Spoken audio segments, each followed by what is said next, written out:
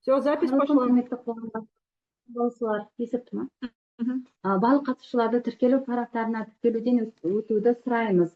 Ол үшін қоғамдық тыңдауларын өткізу қағидаларына сәйкес жеке басының куәландыратын құжаттарды куәлік немесе паспортты көрсете отырып өзіңіздің аты-жөніңізді, ЖСН, телефон номерларыңызды, лауазымдарыңызды көрсетіп тіркелулеріңізді сұраймыз. Регистрационный жаңағы листіға.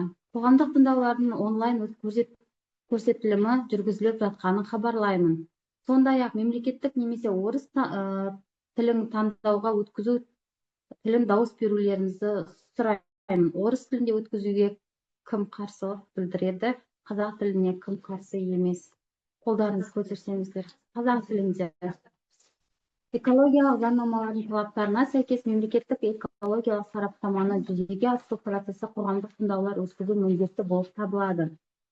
Бүгін қоғамдық тыңдауларда қаралуында 2026-2027 жылдардағы арналған Баку Металл жауапкершілігі шектеулі серіктестігінің Ақшағыл кен орындарына атмосфераға рұқсат етілетін шығарылатын нормативтердің жобалары Баку Металл жауапкершілігі шектеулі серіктестігінің Ақшағыл кен орнының қалдықтарын басқару басқармасы Баку Металл жауапкершілігі шектеулі серіктестігінің Ақшағыл кен орындарының технологиялық нормативтерінің жобалары.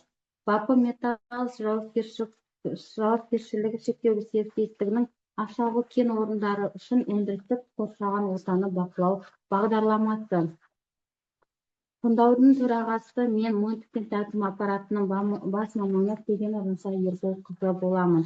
Қоғамдық тыңдауларды өткізу үшін бізге қатысушы сайлауымыз керек. Сіздерге Сенбекова Әсемді ұсынамын. Қарсылық бар ма? Қолдарыңызды көтеріңіздер. Bir ауыздан қабылданды. Құрметті тыңдауға қатысушылар, келесі жұмыс регламентін ұсынамын. Баяндамашының сөз сөйлеуі 30 минутқа дейін, баяндамаларды талқылауға 20 минутқа дейін, қатысушылардың ескерулері мен ұсыныстарына 20 минутқа дейін, қорытындылау 5 минутқа дейін, ұсынылған ережелер мен кім келіседі дауыс берулеріңізді сұраймын. Кім келіседі, қарсы қалыс қалды, қабылданды. Тыңдаулардың қорытындысы бойынша Қарағанды облысы табиғи ресурстар және табиғатты пайдалану реттеу бағдарламасы мемлекеттік мекемесі сайтына, сондай-ақ Ecology.kz сайтына танысуға болатынының жобалық материалдық бойынша барлық ескертулер мен ұсыныстарды енгізе отырып, қоғамдық тыңдаулардың хаттамасы жасалатын болады. Мен қоғамдық тыңдауларды басқаруды ұсынамын және баяндамашыға сөз беремін. Сәлеметсіздер ме? Біз эмиссиялар нормативтерінің жобалары, қалдықтардың басқару бағдарламасы, өндірістік бақылау бағдарламасы және құрамында темір кендері бар Ақшағыл кен орнының техникалық факторлары бойынша баяндама жасаймыз. Ақшағыл кен орнын игерудің мақсаты Баку кен орнына жақын жерде жұмыс істеп тұрған өндірістің шикізат базасын кеңейту. Ақшағыл темір кені орны жер қойнауы учаскесінің аумағы Қарағанды облысының Шет ауданында Мойынты темір жол станциясынан солтүстік батысқа қарай 28 км жерде орналасқан. Ең жақын елді мекендер Ағадыр солтүстік батысқа қарай 70 км, Балқаш қаласы оңтүстік шығысқа қарай 140 км, Қарағанды қаласы солтүстікке қарай 290 км. Тау-кендік бөлу аланы күрделі құрылыстардан бос. Шекте тау-кендік бұру жоқ. Кен орнын өңдеуге арналған тау-кендік бөлудің ауданы 29,7 гектарды құрайды. Шашырауды есептеу нәтижелер бойынша кеніштің әсері санитариялық қорғаныш аймағының 1000 метр шегінен шықпайтыны, тұрғын аймаққа әсер етпейтіні, оның едәуір қашықтығына байланысты көрінеді. Жоспарланатын кәсіпорынның санаты бірге жатады. Баку Металлс шектеулі серіктестігі Ақшағыл кенішінде солтүстік және оңтүстік темір кенін өндіретін карьерлер, аршу жұмыстарының үйінділері, топырақтың құнарлы қабаты қоймасы, тауарлық материалдық құндылық қоймасы бар жабық тұрақ, АБК модульдік ғимараты, трансформаторлық қосалқы станция орналасқан. Кенішке дизель отын құюшы әкеледі. Асханада қызметкерлерді әкелінген тамақпен тамақтандыру жүзеге асырылады. Тамақ дайындау жоспарланбайды. Кен өндіру жөніндегі карьердің өнімділігі 572-500 мың тоннаға дейін құрайды. Өндірілген кен басқа заңды тұлғаға қайта өңдеу үшін берілетін болады. Тау жыныстарының жоспарланған көлемін қазуға дайындауды бұрғылау жару жұмыстарының көмегімен жүзеге асыру көзделеді. Бұрғылау жару жұмыстарын орындау үшін мердігер ұйымды тарту жоспарлануда. Жоба 2026-27 жылдары пайдалану кезінде кен орнын игеруді көздейді. 2026 жылы жұмыс басталар алдында топырақтың құнарлы қабатын алу жүргізілетін болады. Топырақтың құнарлы қабаты рекультивациялау кезінде одан әрі пайдалану үшін ауданы 10.704 шаршы метр штабельге салынады. Жұмысшылар саны 55 адамды құрайды. Ақшағыл кенішіне оларды жұмысқа келіп, кейін алып кететін болады. Ақшағыл кенішінде себезгі белгілері қарастырылмаған.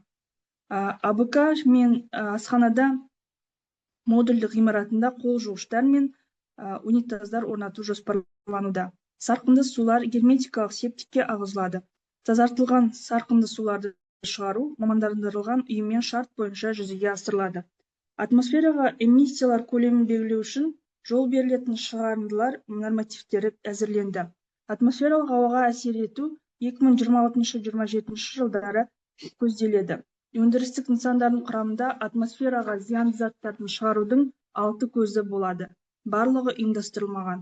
Кәсіпорынның ластау көздері атмосфераға 12 атаудағы ластаушы заттар: азот оксиді, көміртек оксиді, темір оксиді, марганец қосылыстары, фторлы газ тәрізді қосылыстар, С12-19 алкандары, күкірт сутегі, силициум О2 20-70% және 20%-дан кем органикалық емес шаң шығарады. Есептеулерге сәйкес ластаушы заттардың жалпы шығарындысы 2026-27 жылдары 68,899,969 тонна жылына құрайды. Шаруашылық ауыз су қажеттіліктеріне су тұтыну жылына 501,875 кубты құрайды. Карьерге жер асты суларының ағуы шамалы. Карьер сулары зумфта жиналып, шаң басуға пайдаланылады. Өртке қарсы резервуардың сыйымдылығы 50 куб метрді құрайды. Септиктен тазартылған сарқынды сулар мамандандырылған ұйыммен шарт бойынша шығарылатын болады. Жобада шаруашылық тұрмыстық ағындарды жер үсті су көздеріне немесе жер бедерінің төмен жерлеріне ағызу көзделмейді. Объектінің ең озық қолжетімді техникаларға сәйкестігі қаралған технологиялық нормативтердің жобасы әзірленді.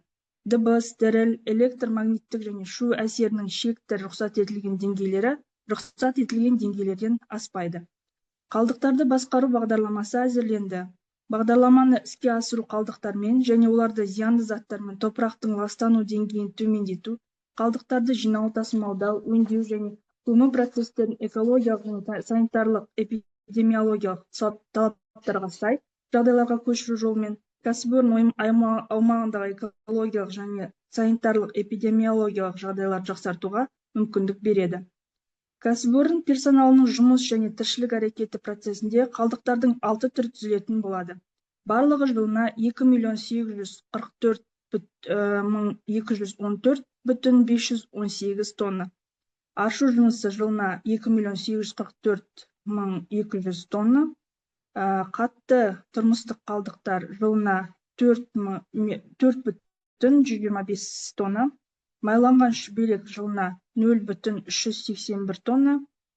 Қара металл сынықтар жылына 10 тонна. Электродтардың қалдықтары жылына 0.12 тонна. Аршу жыныстарын көмір жылына 2.844.200 тоннаны құрайды. Эмиссиялар нормативтерінің сақталуын бақылау үшін өндірістік экологиялық бақылау бағдарламасы әзірленді. Өндірістік бақылау өлшеу негізінде және қоршаған ортаға эмиссиялар деңгейін, зиянды өндірістік факторларды, сондай-ақ табиғи, энергетикалық және өзге де ресурстарды тұтынудың нақты көлемін есептеу негізінде жүзеге асырылады. Бағдарламада қоршаған орта компоненттерін әсер ету деңгейлеріне және жай күйіне мониторинг жүргізу кестелері ескерілген. Баяндама аяқталды. Назарларыңызға рахмет. Баяндама аяқталды. Рахмет. Талқылауға көшейік. Кім сөз сөйлегісі келеді? Кімде қандай да бір сұрақтар бар екен? Егер тілек білдірушілер болса және басқа сұрақтар болмаса, онда қорытынды жасауымыз керек. Қоғамдық тыңдауларды өткізу қағидаларына сәйкес кәсіпорын қоғамдық тыңдаулардың нәтижелері бойынша міндетті түрде қоғамдық пікірді ескеріп, ұсыныстарды жобаға өзгерістер енгізуіміз тиіс.